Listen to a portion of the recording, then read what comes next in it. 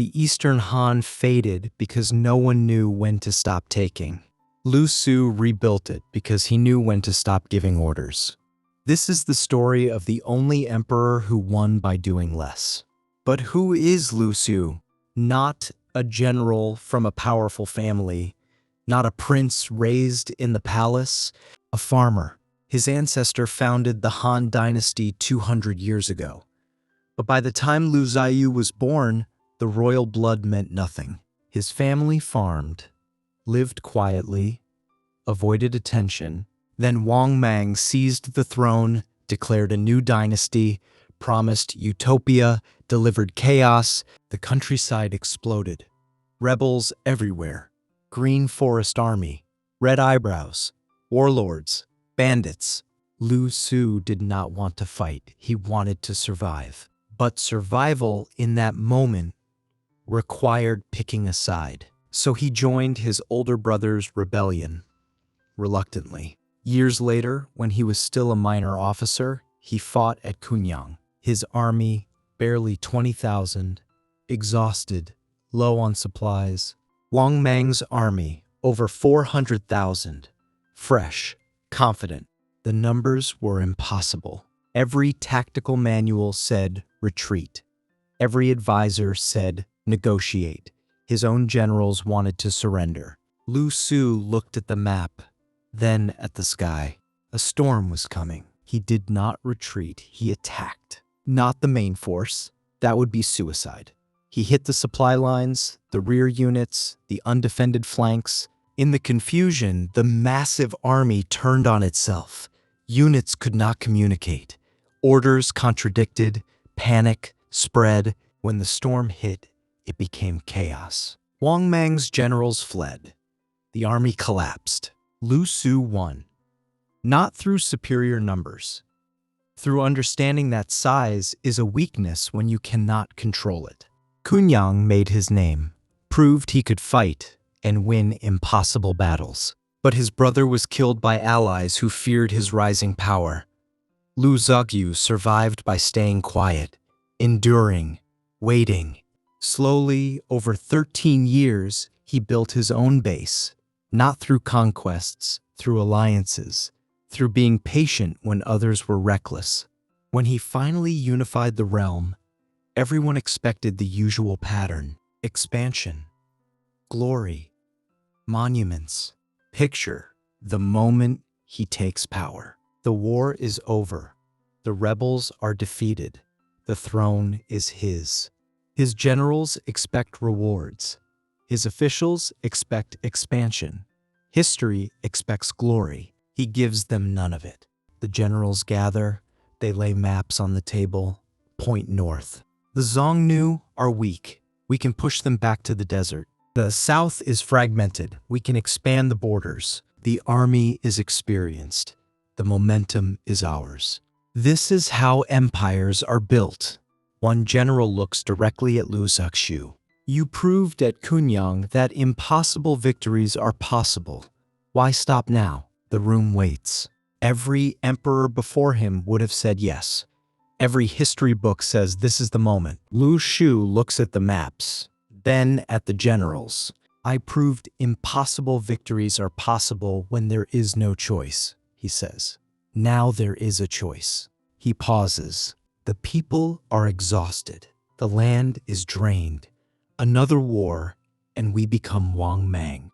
So we stop, not because we are weak, but because we are strong enough to choose. The generals are furious. This is their moment. Where is the reward? Liu Xiu does not give them glory, he gives them farms. Then there is the list. Names of officials who served Wang Mang. Names of generals who once fought against him. Names of men who, by every rule of power, should die. The court waits. Revenge is normal. Necessary even. Liu Xiu takes the list and burns it. Publicly. The war is over, he says. If we keep killing, it never ends. Some call this weakness. They whisper that enemies will rise again. But Liu Xiu has seen the opposite. Revenge creates new enemies. Pardons create exhausted allies. And exhausted allies do not rebel. They go home. Look at any conflict that never ends. The cycle is always the same. One side wins, punishes the losers, creates resentment, fuels the next round. Liu Xiu breaks the cycle, not with justice, with exhaustion. He makes revenge pointless by making everyone too tired to care. What does doing less actually look like? He disbands 2/3 of the army, sends soldiers home with land grants, not as punishment, as reward. Taxes drop, in some regions by half, not forever, just long enough for fields to recover. Labor conscription stops. Men are not pulled from farms to build palaces or tombs. He issues a mass pardon, not just for former enemies, for criminals, deserters, anyone who wants to start over. Officials protest. This creates chaos. Criminals will reoffend. Liu Xiu disagrees. They will reoffend if they have nothing to lose. Give them something and they protect it. And something rare happens. In the countryside, life becomes predictable again. Not prosperous, not glorious, but predictable. People plant crops knowing they will harvest them. Merchants travel knowing bandits are fewer. Families settle knowing conscription will not come. This is not a golden age. It is something better. It is rest. Think of it like a company after a big win. Everyone says, scale, expand, move fast. But some leaders know the trap. They have seen growth destroy companies. So they consolidate, they say no. Liu Xiu does the same with an empire. Modern leaders are told, set ambitious goals, inspire greatness, demand excellence. But Liu Xiu understands something deeper. When people are exhausted, inspiration feels like pressure. Ambition feels like a threat. What they need is not a grand vision. They need to know the demands will end. He does not inspire them to greatness. He gives them permission to rest. And rest, after years of war, is the greatest gift. Liu Xiu rules for 33 years. No great victories are recorded. No monuments built to his glory. Historians find his reign boring. But when he dies, the empire is intact. His son inherits a functioning government, not a collapsing one. The transition is peaceful, rare in Chinese history. The dynasty he rebuilt lasts another 150 years, not because he conquered more, but because he knew when to stop. He does not save the Han forever. Decades later, old problems return. Factions, eunuchs, decay, but he buys time, 60 years of it. In an age where empires collapse in months, that matters. Liu Xiu proves something rare.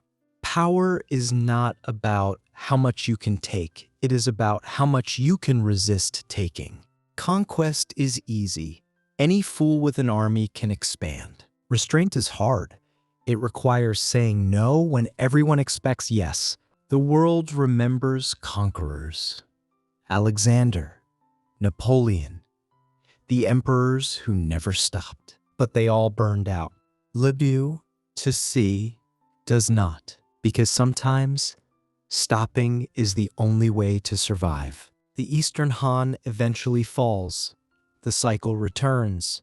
Factions, eunuchs, warlords. But for 60 years, people have rest. And in a world that never stops demanding, rest is a form of resistance. Liu Xiu does not conquer the world. He gives it permission to breathe. That might be the rarest form of power.